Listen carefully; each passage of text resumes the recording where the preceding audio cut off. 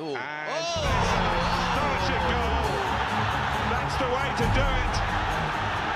Herrera, Ibrahimovic! With 3.5 minutes to play. Now Di Maria wants it back, gets it back. Fantastic! It's the luck of the bounce off Gaston Ramirez. Contra! What a day this is turning out to be for Manchester United! Mason Greenwood hits the spot. In he goes towards Muriel. What a save, David De Gea. Brilliant save. Martial!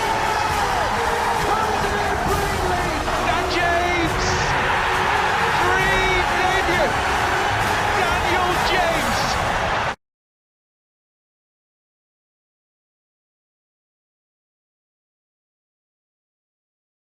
Hello and welcome back to another episode of the United Devils podcast. This week we will be completing part 2 of Combined 11s with the underrated 11 in the Premier League this season. With me today, welcome back Arion. And just again, I think it's important to ask, how's everything where you are? I don't think it's changed a whole lot since we last talked. I think maybe it's gotten a little more intense in terms of people even trying even harder to stay inside. The streets are like totally empty now, and it's really hard to get into stores. I went out shopping a couple of days ago and there were 30 people waiting outside to be let in because they're letting people in one by one. So it's kind of like they're really taking precautions and trying to deal with it as rigorously as possible in order to kind of get back to normal as quick as possible. But it doesn't seem like there's any improvements as of yet in terms of cases dropping and stuff like that. So I guess it's kind of similar as everywhere else. You're just taking it day by day and hoping for the best and hoping to hear one day when you wake up on the news that there's improvements. Absolutely. No reports of any idiots going out or going to the beach on Good Friday, though? No, actually, surprisingly enough, it feels like people over here are taking it seriously and they're seriously avoiding public gatherings and stuff like that. There is obviously single people going for walks and all that stuff, but there is no like gatherings, or it doesn't sound like there is beaches are filled or anything like that. And the weather has been pretty bad for the past couple of days too, so I guess that's actually a good excuse for people to stay inside. But I haven't heard a lot of stories here, as there has been coming from Europe about people kind of being out of order and not following the guidelines.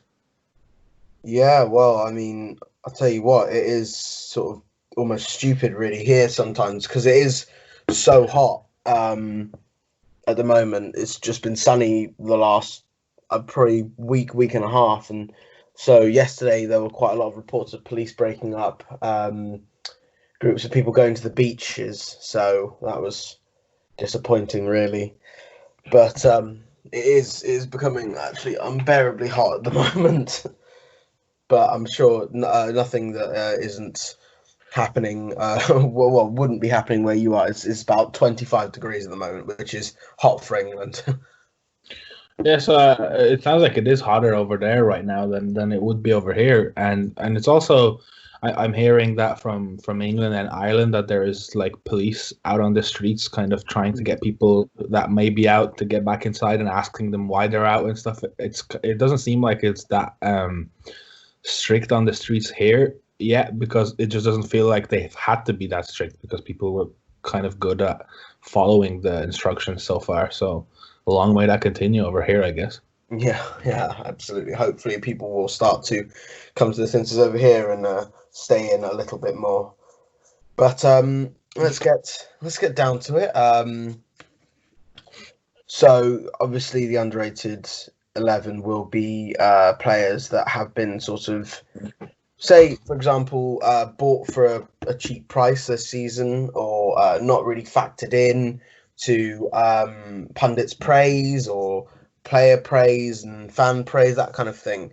And ones that are probably deserving of it a lot more than, say, the 11 that we did a couple of weeks ago. So let's start with the goalkeeper. Did you have anyone in mind from the off? Yeah, so I was thinking about it, and I was about to go with Nick Pope from Burnley, but then at the last second I remembered about Martin Dubravka from Newcastle. I really feel like he is one of the most, if not the most underrated goalkeeper, purely because he plays for a team that is a league struggler. But I strongly believe that if they had any other goalkeeper in there, that they would have been in even more trouble, because it just feels to me like whenever I watch them play, he's just he's unbreakable. It's so difficult to score past him, and he has had a few of his blunders, I guess, on the near post, even against United in their recent history. But every goalkeeper is like, you can't protect yourself from those now and again. But I think in terms of shot stopping and commanding his area and kind of having to work with not the best of defenses, because you can't say that Newcastle are known for their defensive solidity. I think he has been really good and not getting enough plaudits, I feel, and I really feel like if he was maybe English and playing in Newcastle and having 117 saves, I see here, in 29 appearances and 9 clean sheets, I think that he would be getting a lot more credit, and he might have been even linked with a bigger move if Newcastle get relegated, or if they continue being at this low level that they are. So I think that he has been underappreciated for what he's been doing, and he's been really consistent, and I think he deserves to be in the conversation. Well, that is fair. Obviously, he is one of those goalkeepers that was when De Gea and Pickford made those mistakes, he was on the same level as them, him, Leno, and them. But I have seen him put out some ridiculous performances. Ironically, quite a few of them were at St James's Park against Manchester United. Yeah. But he has been fairly solid for Newcastle for the last was it 2.5 years? Yeah. But I'm gonna allow my bias to be swayed in this sense, and I'm gonna put my claim out for Sergio Romero, who I don't think anyone other than United fans really kind of consider, because of course he's a second goalkeeper, and not many people kind of think about their other club's second choice goalkeepers. But I think we've seen this season how important it is to have a really good second choice. You think about when Ederson got sent off and injured, Bravo came in and was relatively poor.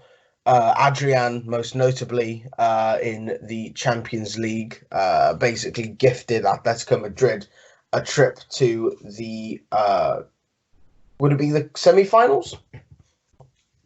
Yeah, it would have been. Yeah. Thank you. Even Willy Caballero has been sort of okay when, but a bit shaky when Kepa was taken out of the team, especially against Leicester when he gave the ball away for the equaliser. So I do think and his stats, Romero, are outstanding. I mean, 38 clean sheets in 58 games.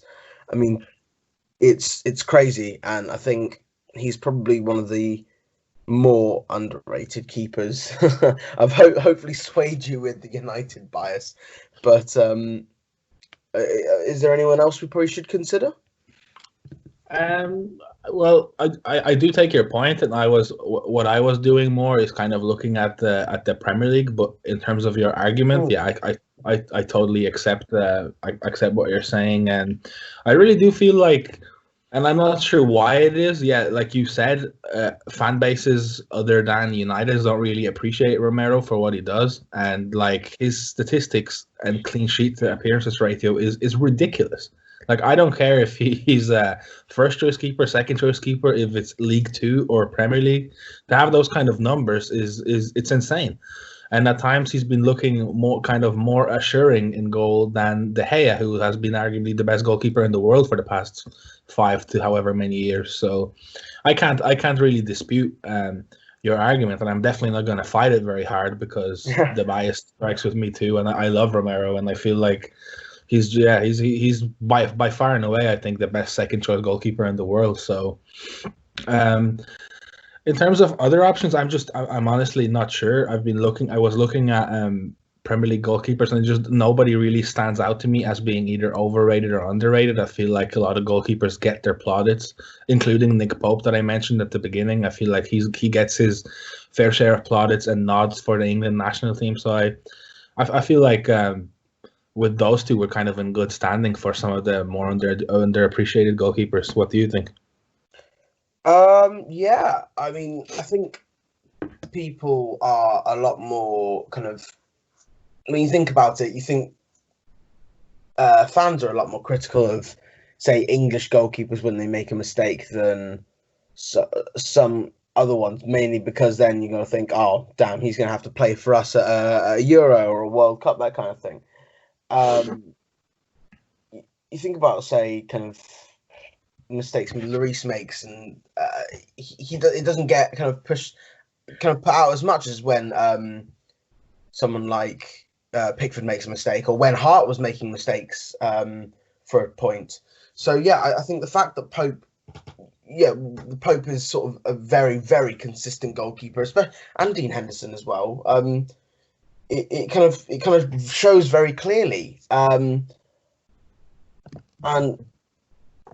it is that point that they haven't made mistakes, and I can't think of a single kind of howler Pope has made. I mean, I saw Henderson make a few at the Under-21 World Cup, or I think against Liverpool earlier this season, but I think Pope's been outstanding. So I think it would have to be between Pope and Romero, if you don't disagree. No, I don't disagree with what you're saying, and I think I didn't include Henderson because I feel like he has been getting a lot of credit for his season in the Premier League. So because I thought about it, I was like, no, I feel like he has been dubbed as the best keeper in the league at times this season. So I feel like he's definitely not in the conversation for underrated. And I do agree that Nick Pope, I think, doesn't sometimes get into the headlines as much as he possibly should, and I don't think he ever gets labeled as being better than Pickford, which I think he quite clearly is overall as a goalkeeper. But I don't think he ever really gets that credit that he kind of deserves. So, yeah, I think I wouldn't be upset if it was between Pope and Romero. But I don't know how you choose from that. It is a question. I think the way Burnley are as a team is very underrated, and you could see that Pope was missed because when he was injured earlier in the season, they did struggle for a bit. It's difficult. Yeah, he is a vital part to their setup, and especially how they play. They kind of soak up a lot of pressure, and they don't hold on to the ball and kind of give him a lot of relief, especially in the big games, because they try to play long and direct. So more often than not, they're very prone to losing the second balls and getting attacks straight away after clearing it. So I do feel like in terms of, if you want to say reliability, like he has to be there when called upon, or else their defensive setup will really suffer. I think he's kind of more invaluable to them than what Romero would be to United. So I think in terms of overall being underrated, I think that he might edge it from me. Yeah, and I'm also going to take your point about the Premier League stats as well. I do have to agree. Romero's only played 7 times in the Premier League, so and while he has got 6 clean sheets, it's still, Pope's been almost ever present the last couple seasons. So yeah, I'm gonna agree with your decision and pick Pope. As much as it saddens me, but yeah. So if we're gonna be doing same formation 4-3-3 as the other one, just to kind of make it a little bit more parallel. Back 4 for you? Anyone that kind of speaks out? So you want to start from right back? Yeah, let's go for it. So for me, I kind of have a multiple players in each position to kind of figure out from. But for right back, the only one that really stood out to me was Leicester's Ricardo Pereira. I think Leicester as a whole have been they have been appreciated, I think, for what they've been doing this season. But then again, I don't think so.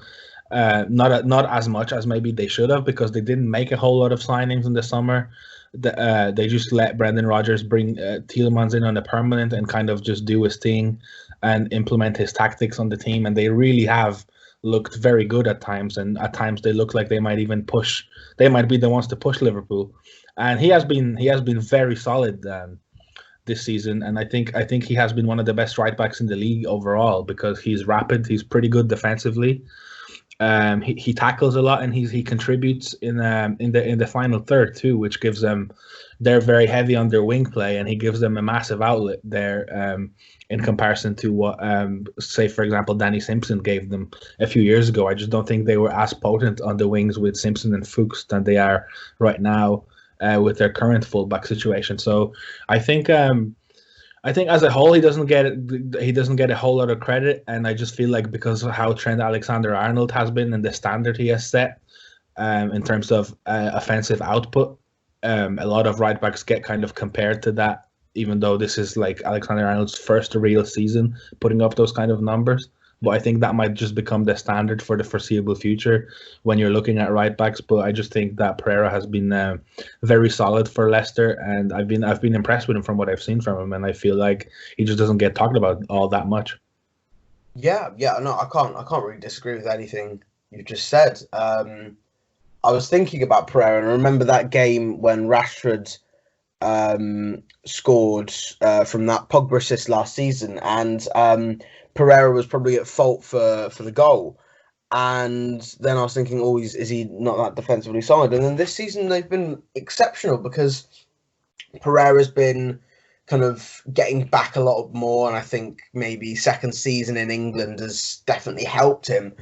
And he has come into the fray for a defensively good right back as well. And I think when you think about all the talks that go on between Trent Alexander-Arnold and Aaron Wan-Bissaka, you got to say Pereira's relatively solid on both stands. I mean, obviously not to the same degree as the other two, but he doesn't get talked about in the same way. So, sorry, yeah. Yeah. I feel like he might be the most balanced on both sides of the field, like amongst those three, because Wan-Bissaka is very defensive heavy and Alexander-Arnold is very attacking heavy, whereas he just feels like, maybe as of right now, the one right back in which you can't really criticize him too much on either end. He's very just a solid defender. Absolutely, yeah. I mean, I can't really see anyone that is as underrated as him. I was going to go for Matt Doherty, but then I remember what I said 2 weeks ago about the Wolves defenders, that if you take them out of their formation, they don't really know what to do. So, yeah, I'm going to just sort of say, yeah, unanimous decision is Ricardo Pereira, really. I can't.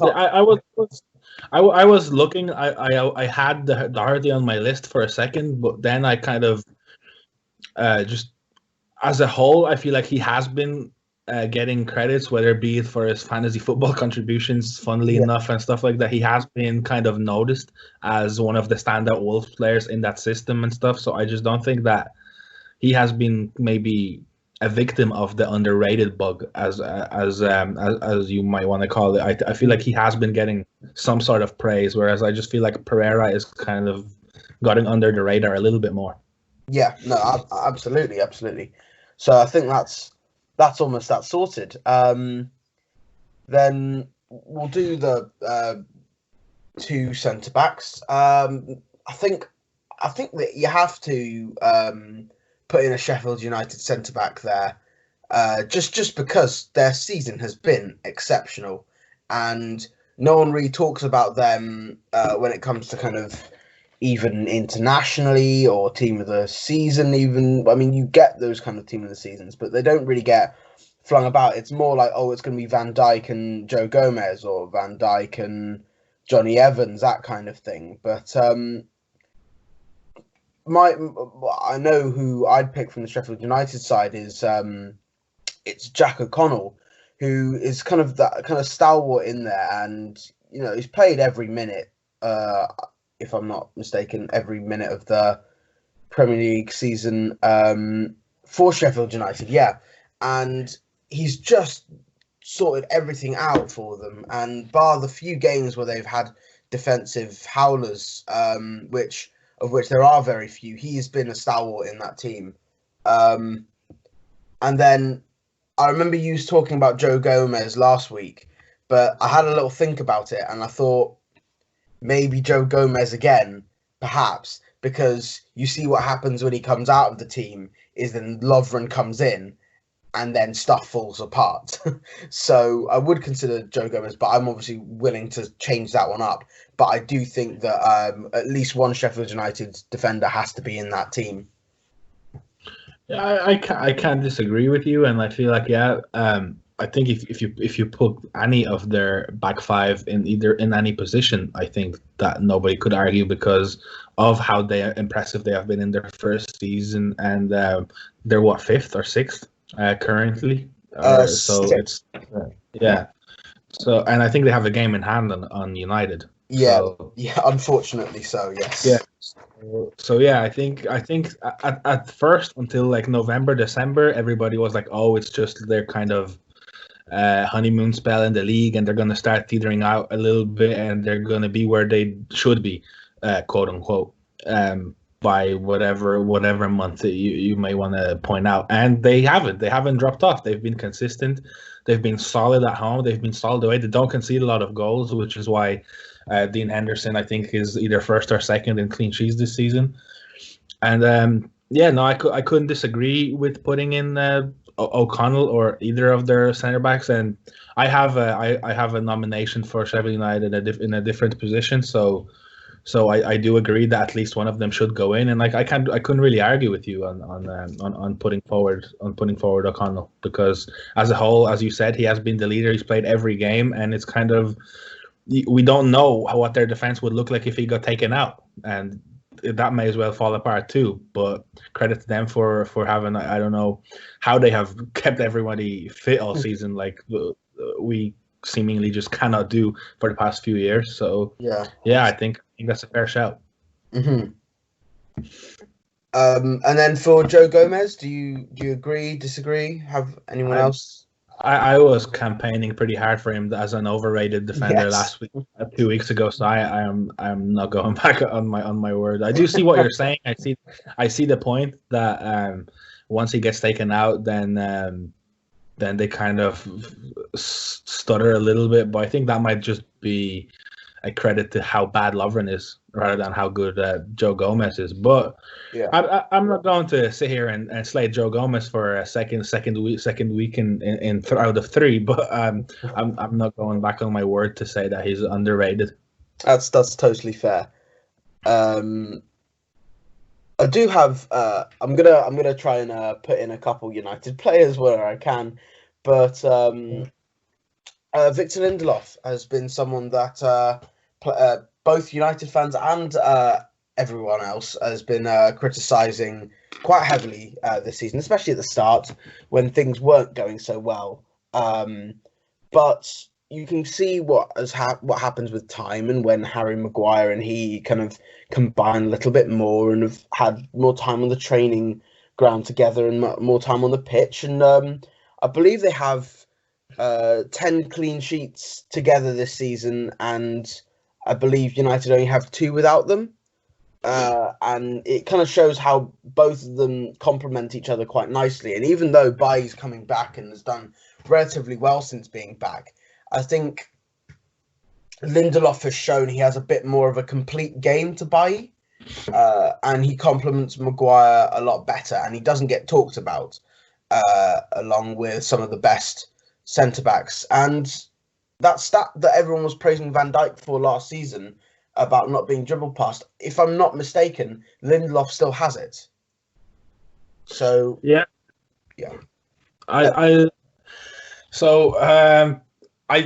was one of the people that was really on Lindelof's back when he first joined United, because when he was kind of struggling with the game and stuff, and he was making a lot of mistakes, and then he ended up winning me over, especially last season. And I really thought that he was going to be one of our, like him and Maguire at the start of the season would be the go-to partnership. But I feel like we started questioning him a lot again this season because I think of how good Maguire is. We kind of see, even though Lindelof is very good and I like him as a player, I like him on the ball. And he as you said, he doesn't get dribbled past a lot, but I do feel like he is not on that level that Maguire is in terms of just overall footballer and overall centre back. And I feel like we started discussing that Axel Tuanzebe might be close to replacing him in the starting lineup at the start of the season for a reason. I think he gave us enough reasons to feel like he might deserve to be dropped, and I think he got lucky that Tuanzebe got injured. And now that Bailly has come back, I have really been impressed with one. He has been able to stay healthy because he has been managed correctly in terms of minutes. But when he has played, I think he's looked very solid. Mm-hmm. He hasn't made a lot of mistakes, and he's kind of really reassuring. And he wins the ball back a lot. His tackling is great, and I feel like his kind of quickness and sharpness and just craziness complements the calmness of Maguire at the back really well. So I don't know if I would call Lindelof underrated. I do appreciate him for the defender that he is and for what he brings to this current United side. And I feel like I credit him a lot for bringing the stability at centre back this season at United for us to be able to have a solid partnership consistently. But I don't know if he's underrated. I do get that. Yeah. Yeah, that is fair. And I am kind of almost excited that we finally do have actually kind of competition in the defensive partnership anyway. So, okay, if not Lindelof, do you have any other suggestions? So I had three here, but I think overall impact, I think I'm gonna lean towards another Leicester player in Soyuncu. And for my reasoning behind that is all the Maguire drama and the whole summer waiting for him to sign for 85 million and him being dubbed as one of the best center backs in the league. And obviously United needed him badly, and we had to pay how much was paid for him because it was just we were desperate for a solid center half. And all is understood there, but how seamlessly he just slotted in there and replaced him at Leicester it's beyond me. Like you don't really notice that Leicester just lost an 85 million pound player. He just slotted right in there, and he just fits. He's very similar physically. He's dangerous from set pieces. He's good in his own box from set pieces, and I think he complements Johnny Evans really well. And they have a very solid partnership here now. And I just don't think that he gets as much credit as Maguire was getting for doing pretty much the same thing that he's doing for that Leicester backline and them being higher than United in the table this season. So I feel like he has kind of gone under the radar overall as a very solid centre back. Yeah, I can't disagree with that. I would say he is a bit clumsy though. You saw in the United game he did give away that penalty by basically shoving Rashford over, but I mean, that's something that can't be ironed out, especially under someone who's a very disciplined manager like Brendan Rodgers. So I do see your point. And he sat on the bench all season while Maguire was playing, and then to just come straight into the lineup the next season is something almost extraordinary, really, to replace an 85 million pound man. They didn't have to spend any of that money. Exactly. Yeah, I can't disagree with that at all. I think Soyuncu has to kind of be in there, really. I would make a case for Johnny Evans, but Johnny Evans has actually kind of shown that he is kind of very, very good, being kind of linked with Arsenal and Manchester City and even Chelsea at a point. So yeah, Soyuncu kind of has to be there. I totally agree. As for a left back, any suggestions from the off? So here I think is my kind of tightest position. I have three players that I feel like all three of them maybe deserve to go in. So I'll just throw out the names and I'll see and maybe you can start on commenting on one of them that you like the most. Mm-hmm. So I have Enda Stevens from Sheffield. I have Luca Digne from Everton, and I have Patrick Van Aanholt from Crystal Palace. Okay. I think Luca Digne gets. I think he's sort of at the end of last season. He showed he was kind of an excellent attacking fullback who does have an eye for goal and set pieces, wicked deliveries, but his defensive sort of capabilities were kind of a bit questionable, and that kind of showed at the early stages of this season when Everton weren't doing so well. Patrick Van Aanholt, I can't remember talking about, and that's probably because I haven't really been focusing myself on Palace, and that's probably why he doesn't get mentioned. So that is a very good call. Again, with the Sheffield United player, I can't deny Ender Stevens really any kind of. I can't deny the fact that they do go under the radar, especially because no one really knows the back five of Sheffield United. But that rocket he scored recently, I can sort of, it just shows that even though Sheffield United are quite unquote a defensive team, even their fullbacks have sort of attacking intent, and they can score, create chances, and then use all their energy to get back and put in that last ditch defense. So, I mean, my vote's for Ender Stevens, really. So ruling out Digne, I do agree with you that was, I think, the clear one for me that wasn't going to be in the conversation, because I do feel like he did at the end of last season get the credits for being one of the better left backs in the league. So I do totally agree with that. Just to sum that up shortly, and then for Stevens and Van Aanholt is tied for me, because I feel like Van Aanholt gets a lot of. Well, he only has 3 goals this season, but I feel like all 3 of them have been huge for Crystal Palace, and I feel like he really offers a lot for them going forward. I don't know maybe if he's as underrated as a pure defender, but I just feel like he gives Palace a lot going forward for a team that hasn't been scoring a whole lot of goals. So that's one thing that I give to him. But I feel like Ender Stevens just has kind of come out of nowhere this season, especially playing as a wing back, because he hasn't really ever been known for a player that's offensively all that. Like, you would have, if you heard Ender Stevens, you would probably just associate him with a decent championship defender. But coming in and kind of being one of the, I don't know the word, the kind of the catalysts for their offensive play, because they play through those wide defenders and pump balls into the box to their strikers and stuff. And he has 9 clean sheets. He has 2 assists, 2 goals. I think he should be up there, and like we said earlier, a Sheffield defender definitely has to be in here, and we already have one, but I don't think anyone would be mad at us if we picked another one, because I do feel like he has been having a standout season on both ends of the field, and I feel like he's a regular contributor for them on both ends, and I think if you take him out of that team long term, they might suffer down that left hand side to find somebody that's as versatile going both ways. Yeah, absolutely. So there we go. We've got Nick Pope in goal, Soyuncu and Pereira on one side of the defence, and O'Connell and Stevens on the other.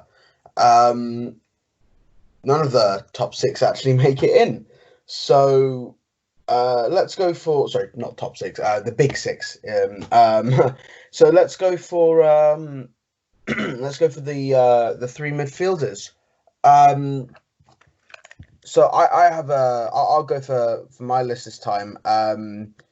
I kind of figured that there are some midfielders that just don't get talked about a lot when it comes to just how important they've been for their team this season. And I think Jondre Shelvey for Newcastle is one. Especially when Hayden got injured for a while, Shelvey sort of came into the team and controlled the tempo, and was very commanding. And he captained the team at points when Lascelles wasn't playing as well. Another one, bias shining through again, is Nemanja Matic, who, when McTominay was injured, Solskjaer tried Pereira at the holding midfielder, and it was genuinely the worst thing I've seen in a while. And then Matic comes back in and makes the team really nice and solid, and allows Fred to be as energetic as he is. And then we started to click a little bit more in that midfield. And then the third one while you do say that Wolves players do get mentioned a little bit more, I think that this season, while he hasn't been scoring as many goals as he did last season, Ruben Neves has been just outstanding at controlling the play, getting Wolves moving forward. He's sort of almost let Jota and Jimenez and Traore be the attacking players, and he's just been allowed to win the ball and play pristine passes to them. And again, his goal against Espanyol can't be forgotten. It was ridiculous, really. Ridiculous is the only way I can describe it. But yeah, those are my three choices. How do you feel about those?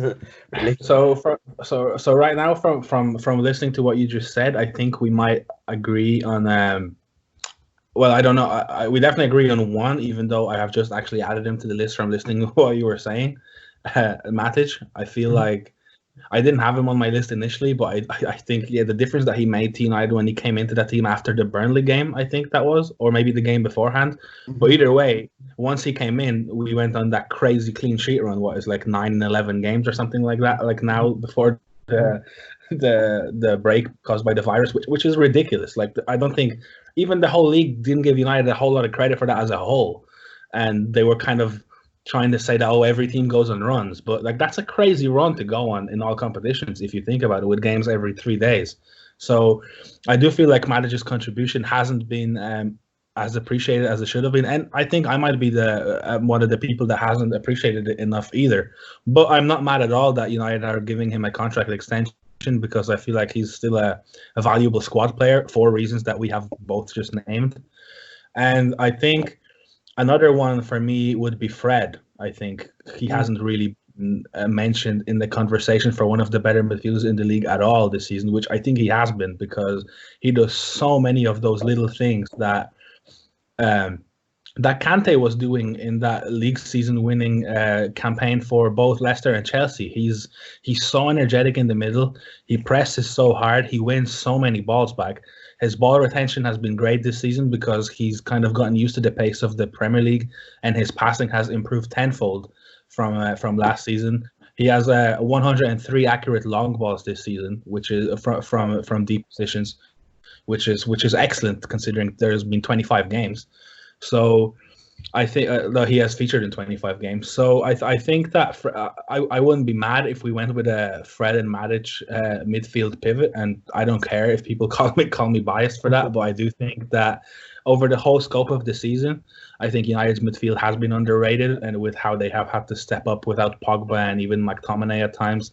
So I'm going to be interested to hear your thoughts on the Fred when I name my third one. But I do think that him and Matic definitely deserve to be in the conversation for two of the most underrated midfielders definitely this season.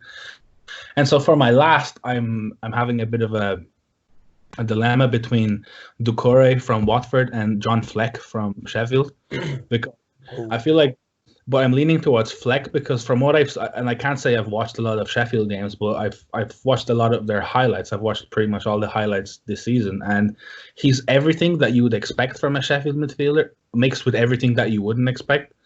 Because he's very solid, he's sturdy, he's small, but he's tough as nails. He'll win you all the balls back. He doesn't pull out of challenges. And on the other hand, he's very flary. He's fancy with his passes. He gets forward a lot. He contributes to a lot of their goals.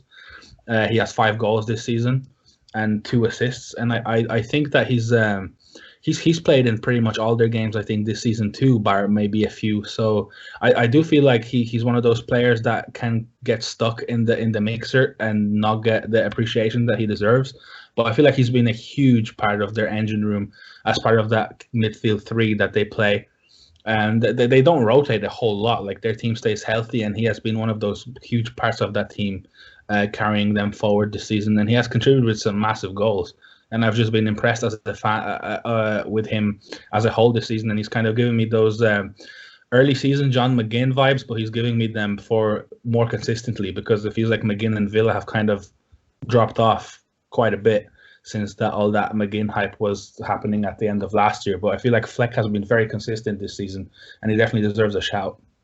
Mm-hmm. No, absolutely. I can't disagree with either of those two. I actually had Fred on, but I thought Matic has been sort of underrated for more because of the kind of bad start he had to this season and last season, really.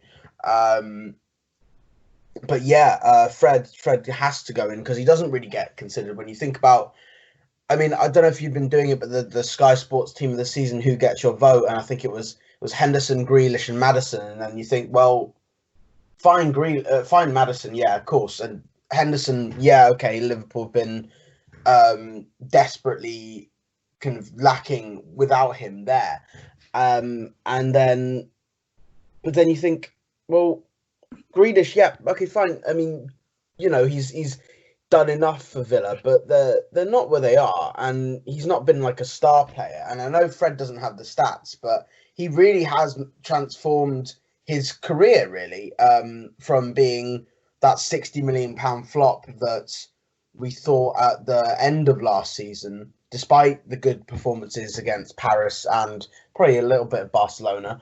But yeah, he's just changed the way we've thought about him from kind of flop to undroppable, really.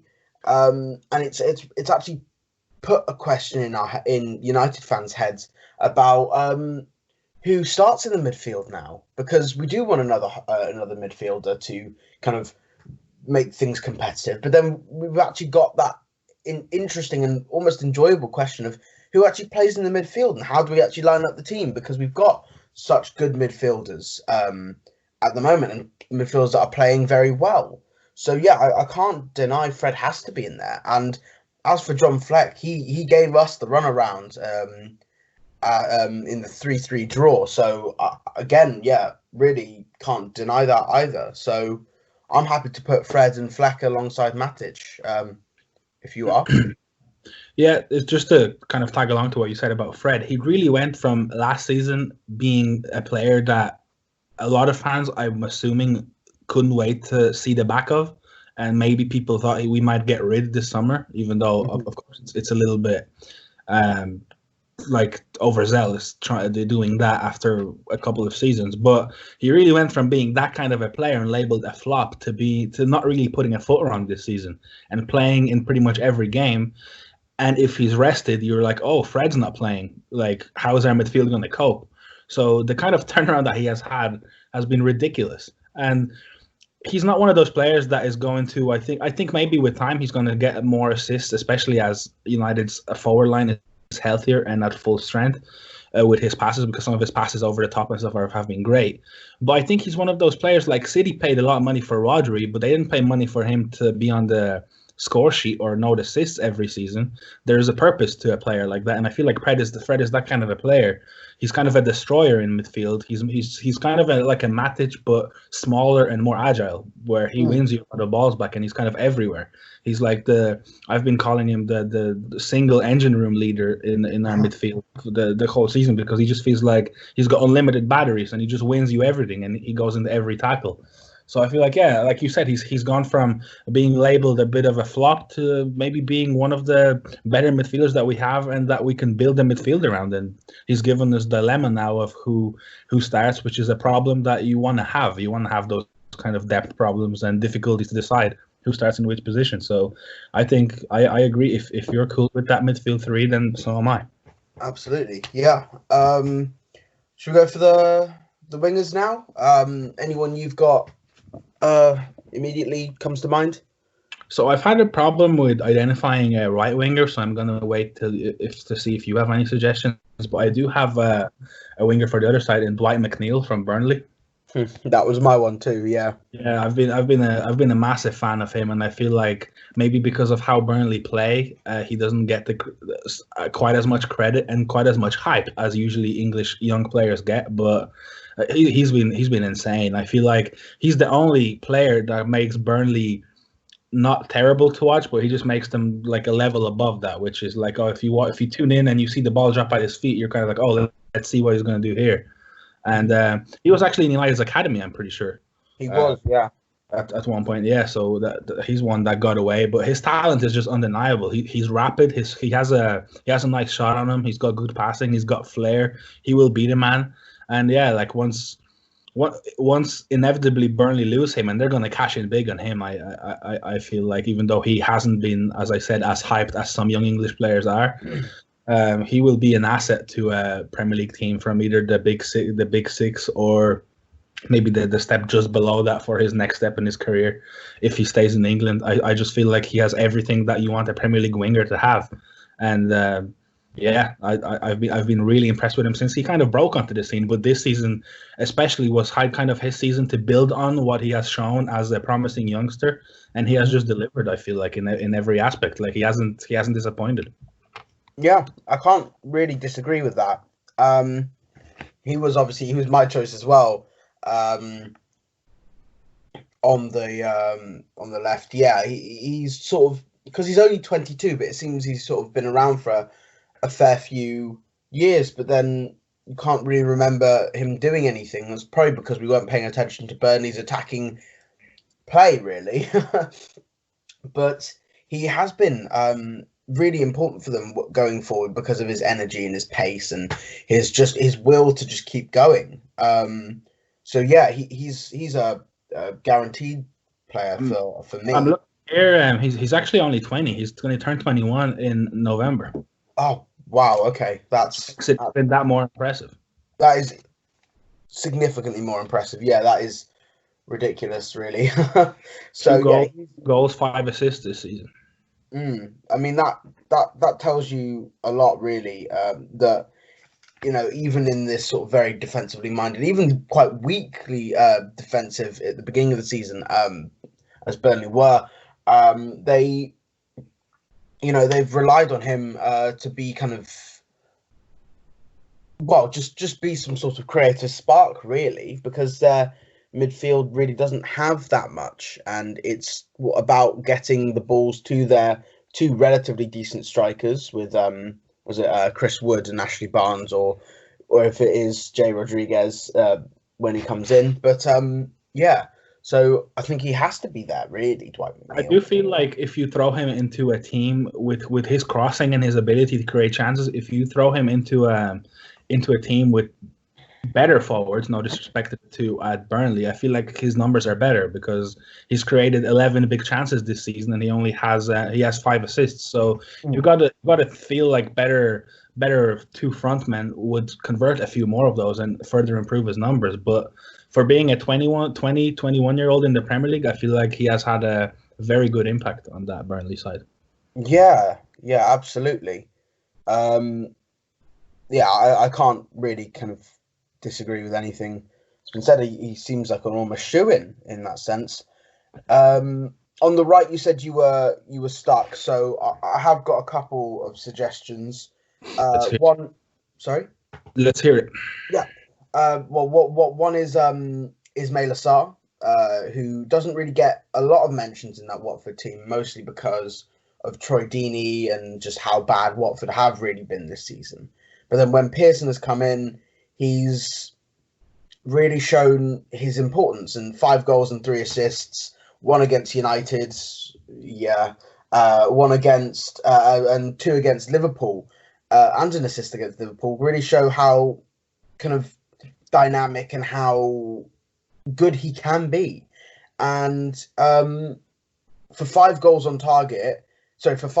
he's had 10 shots on target. So he isn't exactly, he's a very clinical player, really, when it comes to it. But, you know, he doesn't get mentioned alongside the likes of, Mane, Rashford, Martial, Salah, Sane, Sterling, that kind of group of wingers, or forwards, if you want to call them that. But he would be someone who needs to be considered, I guess.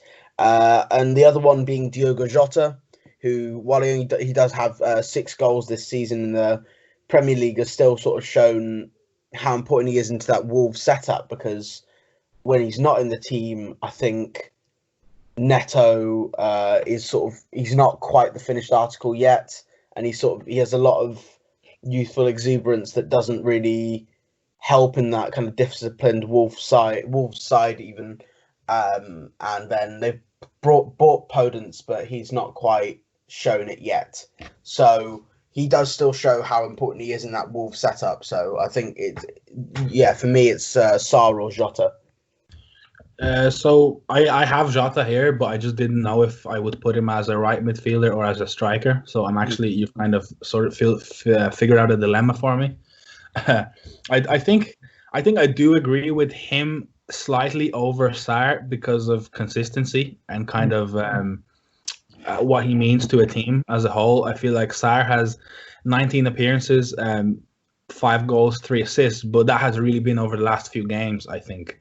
Especially since Nigel Pearson has come in, and he's young too, so it kind of just feels like he's one of those young player of the year maybe contenders, but I don't think he's necessarily for this list just yet. Yeah. But I do think that Jota, he is instrumental to that Wolves forward line. Him and Jimenez complement each other perfectly, and they play off Adama Traore, who has kind of emerged as one of their better players this season. And I do feel like you said, people I don't think credit him quite enough for doing what he's doing, and especially with Wolves trying to bring in depth in Neto and Podence, and they just haven't been doing it yet. His kind of importance goes up a little bit, because if he drops out of the team, then you're kind of bringing in an unknown to replace him. So I do think that his consistency has been very good, and he has been firing recently too, and kind of pushing them to some big results, like that Spurs game that they had at the Tottenham Stadium before a few weeks before the break. So yeah. If you want to throw him in on the right hand side as a just to fit in with our formation, then I'm not going to disagree, because I feel like he is one of those players that doesn't get enough credit. And he's happy to play wherever he's sort of put, really, because he does play wide, he does play behind the striker, and even as one too. So yeah, that kind of only fits just 23. Absolutely, yeah. And then for the striker, have you got any immediate suggestions? I'm hoping not Roberto Firmino. God, no way. We're safe here. For me, it's my favorite striker in the Premier League outside of United, and that's Raúl Jimenez. I'm staying with Wolves. I just think that he's ridiculous. Even though sometimes I feel like he's younger than he is. He's 20. He's 28. He's going to be 29 this year. But I just feel like what he does for that Wolves team is insane, and it doesn't get credited as much as it needs to be in the slide. In 29 games, he has 13 goals and 6 assists as their number 9. It's insane. Wow. I feel like he's the perfect kind of striker that United have been looking for in terms of build-up play, hold-up play, finishing. He just seems like he's the perfect striker to me, as in being complete, because he will finish you, he will play as the number 9, and he will drop deeper and get involved in the interplay. He will break out on the wings. He will provide assists, as you can see here.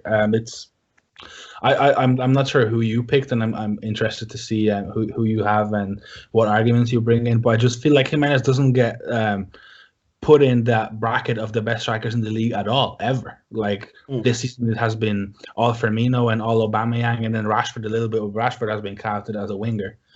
But other than that, I feel like even Tammy Abraham has been getting more credit than him this season as a pure striker, and he hasn't really done that much since the turn of the year. But well, he hasn't even been playing a lot because of injuries. So I just feel like Jimenez is a gem, and it's a shame that he's almost 30, because I feel like that puts some teams away. But I think for a quick fix, for somebody who needs a reliable Premier League striker to come in and do a job and do that job very well and contribute with solid numbers, I feel like he is the guy for the big clubs to move for.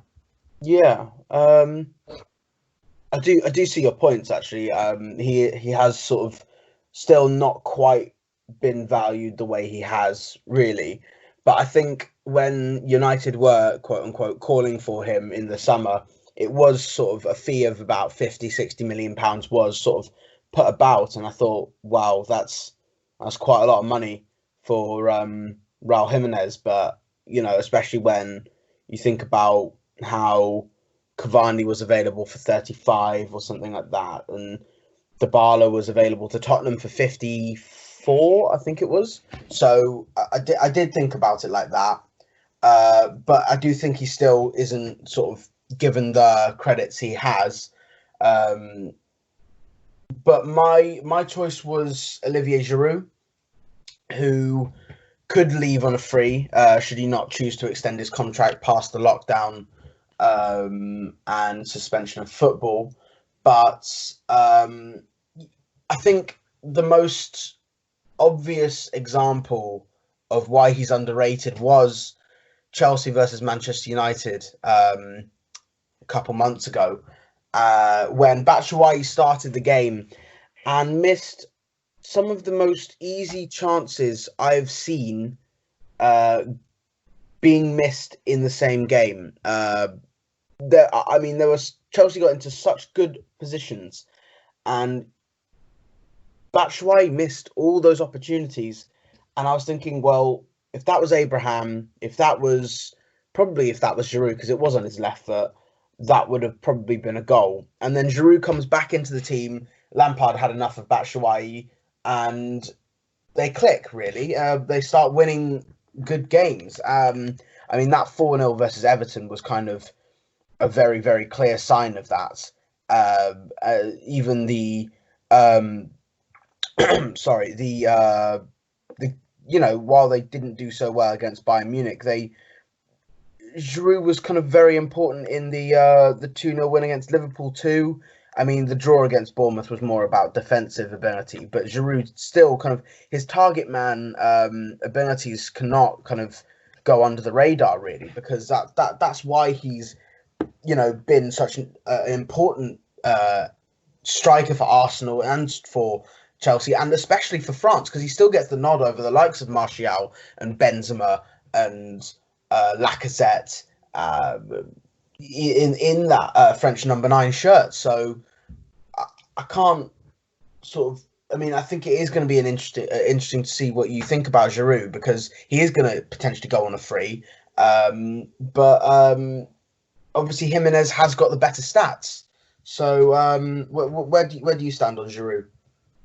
Yeah, so comparing them, that's my only reservation, is the fact that he doesn't play. He hasn't been playing a lot, particularly this season, and he only has 2 goals. So that's my only kind of thing. But overall, taking your point, I do agree, and I feel like he might be the most underrated Premier League striker for the past maybe 5 years, because he has consistently done the job at Arsenal when he was there, and I feel like he was hugely underappreciated there, and they never really gave him a shot at being their first choice.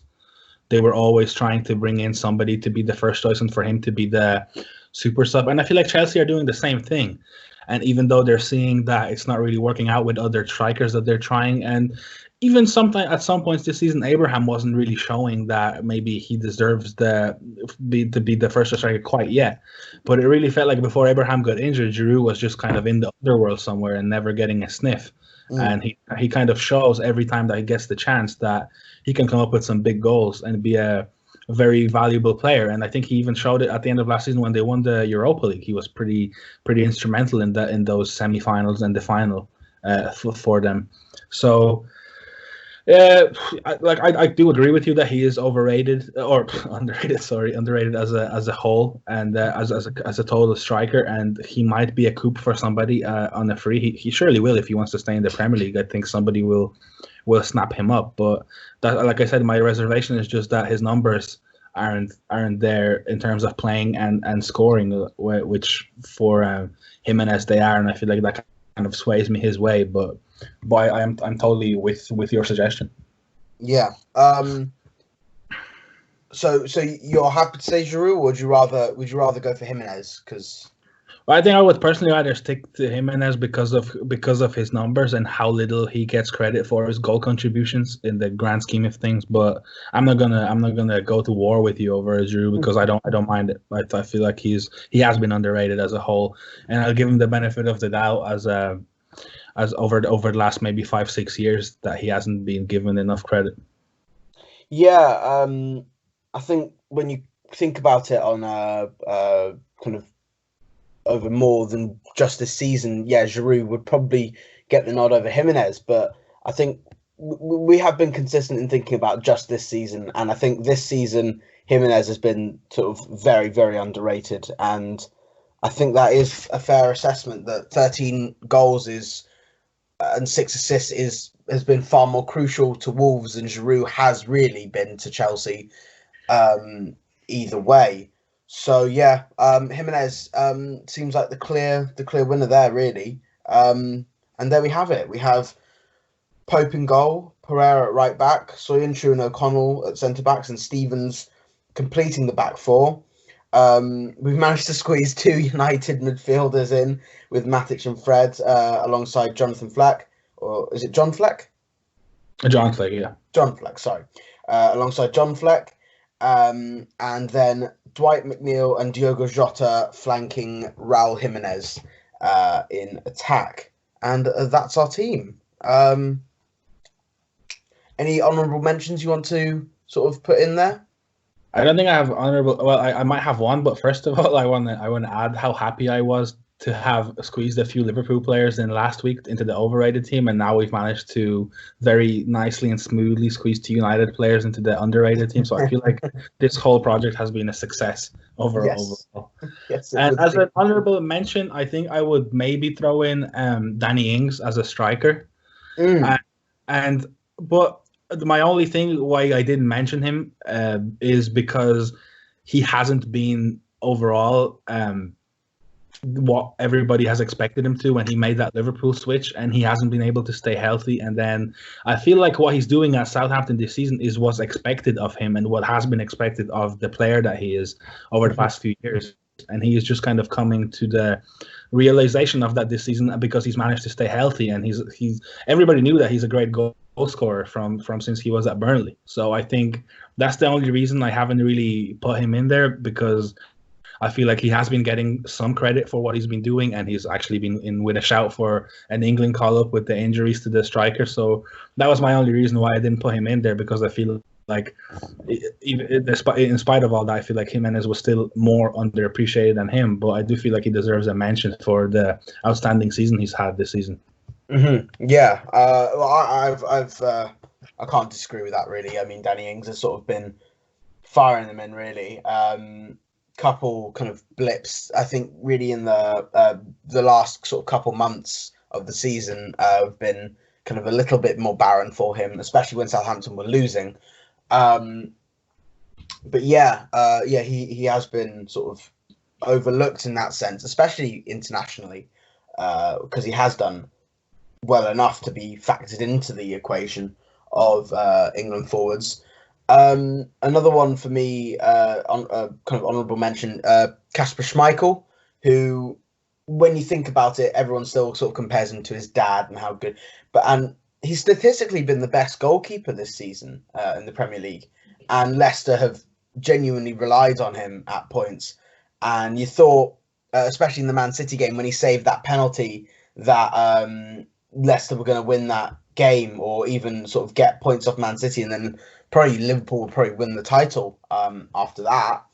And then there we go. So, you know, they didn't, but he's still shown that he is so important to this Leicester side. And no matter how defensively they are, if you don't have a good goalkeeper, you're not going to be in second place. So, yeah, he comes as an honourable mention because he does sort of get put around. When Chelsea were coming for him, it was going to be about £50 million, and they decided, no, we're okay, we want to spend 70. So yeah, but he does get an honourable mention, but Pope is still more underrated than he is. Yeah, I do agree with that assessment, and I've been a fan of Schmeichel for a while. I feel like his shot stopping is exceptional. His distribution is very good, and excuse me, for his size, I feel like he commands his area very well, and he claims a lot of the balls from set pieces. And with his 2 centre backs, they kind of make a very good partnership of dealing with set pieces very well. And yeah, I feel like there has been some rotation in that Leicester side since they won the league in many positions, but his has never been in question. He has that, and he is now their captain too, with Wes Morgan kind of stepping out of the team because he's getting older. So I do feel like he's their legend, undeniably, and I think like you said, because of the price tag, and I think he's won the league, and he was getting some credit, and getting comparisons to his father is never a bad thing. So I think that's kind of credit to what he has been able to accomplish in his career, that he does get those comparisons and he's in that conversation. But I do agree that he deserves a shout out for how consistent he has been over the past few years. Not only this season, even though, like you said, statistically he has been the best goalkeeper. But yeah, he's definitely when you don't hear about a goalkeeper as much, I think that might be even a better thing, because that just means he's not making mistakes and he's just doing his job and being as good as you need him to be. So I think, yeah, he definitely deserves a mention.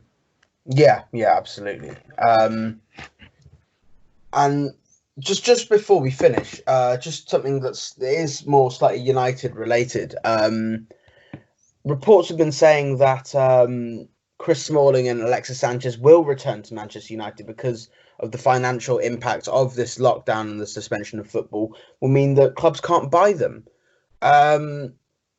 What do you think that then means for their careers, and what do you think that means for then Solskjaer's transfer kitty? Do you think it depletes it because of the wages and the inability to get rid of these players? And where would you see them if they do stay for next season? I mean, Sanchez has to go somehow, some way. He has to be offloaded, whether it's on loan again and we pay half of his wages or all of his wages. But he can't be. I don't think he can. He has a way back into that dressing room, and especially with Sancho looking very close. I don't want to jinx it, but like all the rumors are pointing to him being the closest to United, and Rashford coming back. He does not get into our starting 11. And I think Dan James has shown this season that he deserves to be to be on that depth chart as maybe the first to come off the bench or second, him and Mason Greenwood. And I think bringing Alexis back into this it just kind of hinders everything that we have been trying to do this season in terms of the clear out, in terms of the philosophy, bringing in the youth and the style of play. Like I think Alexis at United has to be finished, and somehow that has to be resolved this summer, because undoubtedly there has to be some of that player still in there, but I'm over him totally, and I feel like I hope it doesn't affect United's transfer doings this summer, because it would be a shame, because I just don't feel like he has what we need for a player from his position to offer, and that wage is ridiculous. He's going to have to take a pay cut wherever he may go. Like, nobody's paying him that money unless he goes to China or maybe the MLS, but I don't even think MLS can pay him that much because they have a cap on salaries. So he's going to have to take a pay cut or go back out on loan, and United can just pay his wage, but that's not going to disrupt our dressing room because he's not going to be there. And then in terms of Smalling, I don't mind him. I feel like he's very underrated as a defender, and if he's happy to be there as a squad player, which I don't think he is, because that's why he went on loan to play regularly, then I'm happy to have him, because I don't feel like he's one of those players that will disrupt the dressing room, and he stays fit for the most part. So I think if he can step in for cup games and stuff like that, nobody will be mad, as long as we have our first choice partnership of either Maguire and then fill in the blank between Lindelof and Bailly or Tuanzebe. I think everybody will be happy enough with that, and no United fans have any ill feeling towards Smalling. Everybody just thought that he just wasn't quite at the level that we needed a centre back to be. But I don't think anybody's going to be mad if he stays. But I would just love, for his sake, for him to get a move somewhere and to continue playing as a regular starter, because I feel like that's what he deserves, because he's been a very good servant to United. Yeah, I can't disagree with that. Then you wouldn't then consider having Sanchez as a support striker until Greenwood can play there a bit more consistently? Well, I wouldn't mind it per se, but I just don't think he settles for that role, because I just feel like ego wouldn't let him be a substitute, and I think that's the problem, because on the money that he is and of the reputation that he has built for himself, I just don't think that he will be happy with being a sub for either Martial or, because I honestly don't prefer him to Ighalo. If Ighalo stays permanently, I feel like Ighalo offers us more at the number 9 position and how United are trying to play than what Sanchez does, especially on the form that he has been on, that we've seen him on in the United shirt. So, and I do think that if he doesn't play regularly, then he will throw his toys out of the pram eventually and affect the changing room, and that's just not what we want. No, yeah, absolutely. Well, there we go then. Sanchez probably has to go. And then hopefully that opens up the number 7 shirt for Sancho to finally exercise some demons for Manchester United, because really we haven't had a good number 7 since Cristiano Ronaldo. I think that's fair.